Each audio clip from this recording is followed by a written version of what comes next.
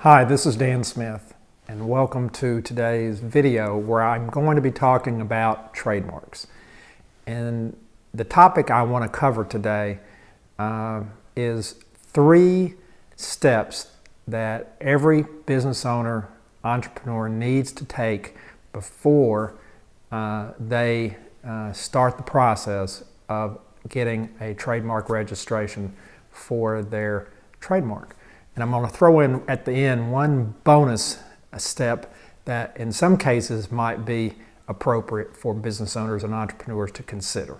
So 3 main ones that you use all the time, one additional one that you might want to use sometimes. So let's start with step number 1. The first step you need to do or take when you're getting ready to register a trademark is make sure, number 1, and at the outset, that you have a trademarkable trademark. In other words, you need to choose a trademark for your business or a trademark that you will use in your business. You may have several that is going to be able to be registered by the U.S. Patent and Trademark Office. Now, in doing that, what you need to do is pick a trademark or use a trademark that is not merely generic or merely descriptive.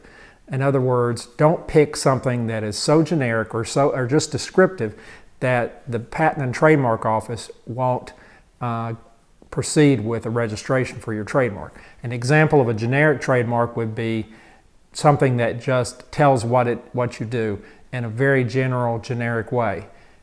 Gas station, coffee shop, something like that.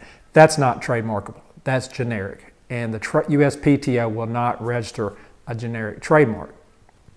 Even a descriptive trademark, such as Best Coffee Shop or North Street Gas Station, typically is not going to be trademarkable either. It's merely descriptive.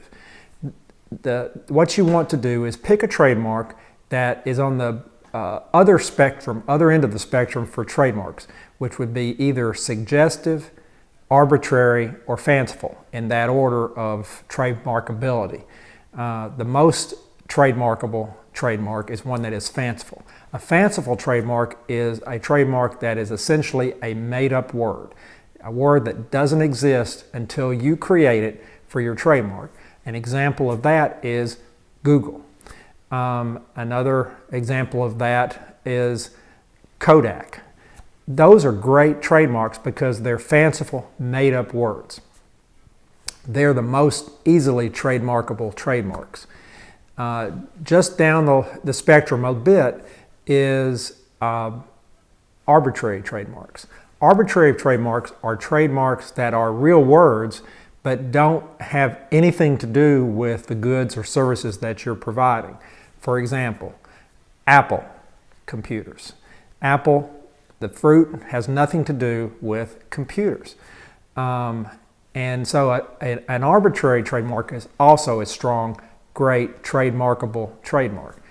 Next down the line, and probably where you should always at least start with, either fanciful, arbitrary, or this one, which is suggestive.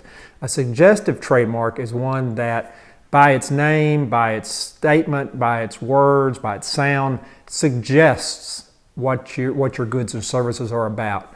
One of my favorite examples of a suggestive trademark, which is a great trademark, is Netflix.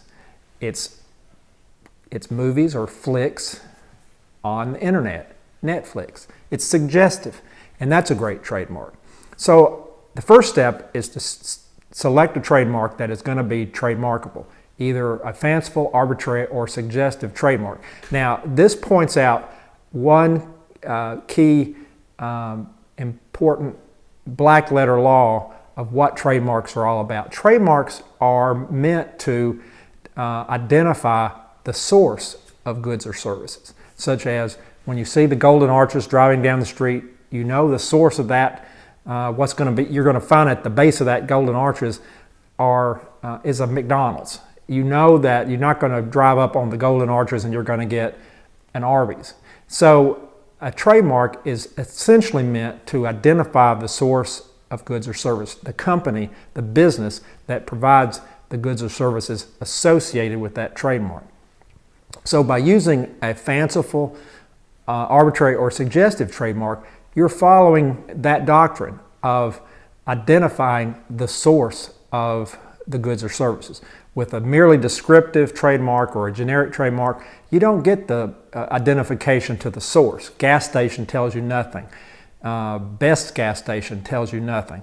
But an arbitrary, fanciful, or suggestive trademark does. So that's step number one. Step number two that you always want to use when you're getting ready to register a trademark is make sure that there is a search done of the database at the U.S. Patent and Trademark Office.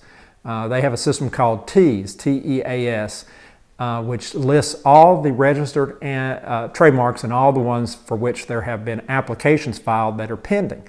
And you always want to make sure there's a search of the USPTO database on the TEAS system in order to make sure there's not an existing trademark or a trademark application that has been already filed before yours that would conflict with your trademark. The reason for that is, and this demonstrates a second key concept about trademarks, is that trademarks need to make sure, when you get a registered trademark, you need to make sure there is no likelihood of confusion between your trademark and another trademark. They cannot be confusingly similar, because that would lead to what's called likelihood of confusion, and if you have likelihood of confusion, the U.S. Patent and Trademark Office will not register your trademark. Now, in doing this search, it's a little more art than science, because you can't just look at the actual spelling and the actual words that you want to use. You have to look at not only the spelling, you have to look at the sound of the words. You have to look at the appearance of the trademark, and you have to look at the meaning of the words in your trademark. For example, with meaning, if you were to use a trademark lupo, that is a Spanish that's a Spanish word that means wolf, and so lupo and wolf would actually be confusingly similar to the U.S. Patent and Trademark Office, even though they look totally different, sound totally different. They have the same meaning, and so that would be a problem. So you have to look at meaning. You have to look at sound. You could have one word that is spelled totally different than another word, but they sound the same when you say them. And if you have similar sound, you could have a likelihood of confusion, and so that's another problem and might keep you from getting a trademark registered.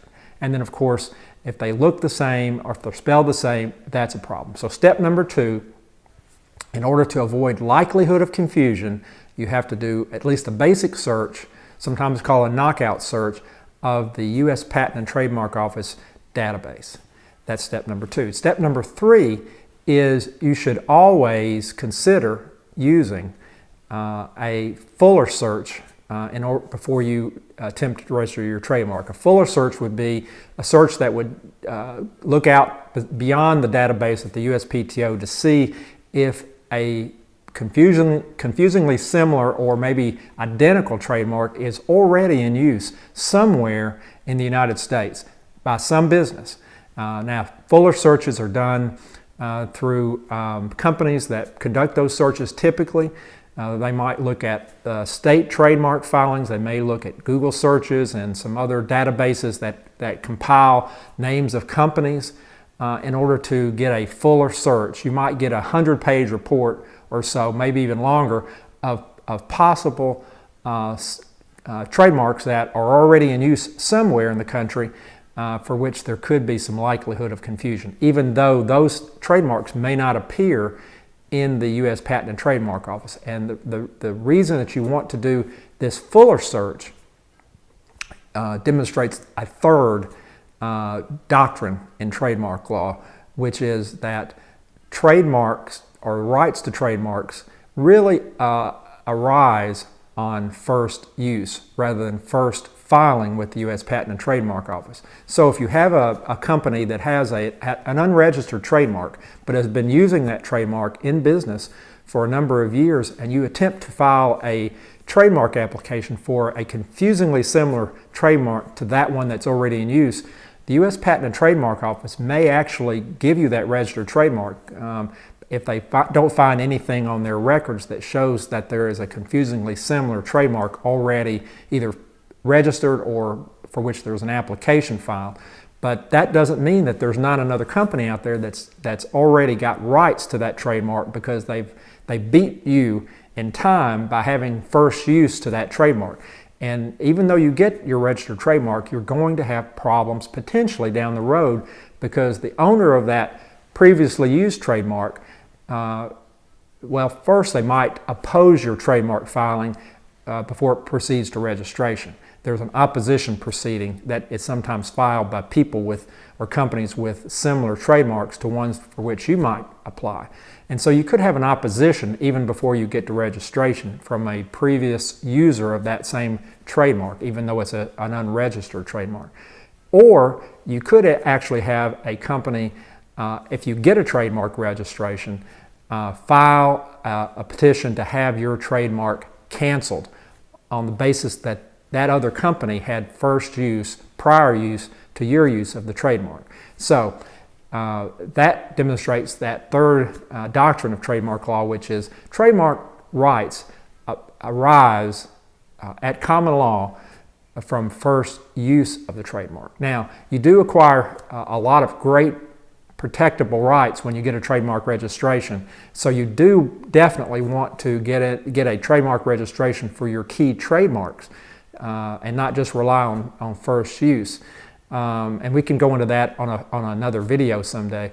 But those are the three steps you should always take when you register a trademark. Number one, you need to make sure you have a trademarkable trademark, that it's fanciful, arbitrary, or suggestive. Number two, you need to do at least a basic knockout search of the U.S. Patent and Trademark Office database to make sure there's not a confusingly similar trademark either already registered or for which an application has been filed. And three, you need to do a fuller search through other databases that are available to see if there's another trademark out there in use for which there may not be a trademark registration. Now, I said I would throw out a fourth possible step that you might want to take in certain cases, and that is this. If you're getting ready to start a brand new trademark, maybe you're an existing company and you're going to add a product line or something like that, and you want to get a trademark for that product line, before you invest in maybe retooling your manufacturing line to put trademarks on goods, maybe before you put money into changing the labeling on your boxes and other things that you would want to for that particular new trademark, you may want to see if you can actually get a registered trademark for that proposed new trademark that you have. And if you want to do that, you can file an intent to use trademark application with the USPTO. What that means is, rather than filing a typical or regular trademark application in which you set forth that you are already using a trademark in commerce, you would file an application in which you say that you intend to use this particular trademark for which you're applying in commerce, but you haven't used it yet, and so you can't set forth a date for the first use. If you do that, you'll get to the point, if it's trademarkable and there's not a problem with an existing trademark that's in conflict with yours, you'll finally get to a point where the USPTO will say, yes, this trademark will proceed to registration upon your filing an affidavit of use, which means you've cleared the hurdles. That means you can start using that trademark without fear that the USPTO is not going to grant your trademark. And then once you start using it, you file an affidavit with a specimen showing the use, alleging when your first use in commerce was of that trademark, and then you'll get the trademark registration completed. So those are the three always steps that you want to take in getting a trademark registration, and one possible depending on your situation. So to recap, Trademarkability, always use a fanciful, arbitrary, or suggestive trademark. 2, do a USPTO database search, a knockout search on the trademark. 3, do a fuller search to see if there's are any trademarks out there somewhere which may be unregistered but which are already in use. And 4, under certain circumstances, you may want to consider an intent to use trademark application. I hope this was helpful. If you have any questions, please feel free to call. Thanks.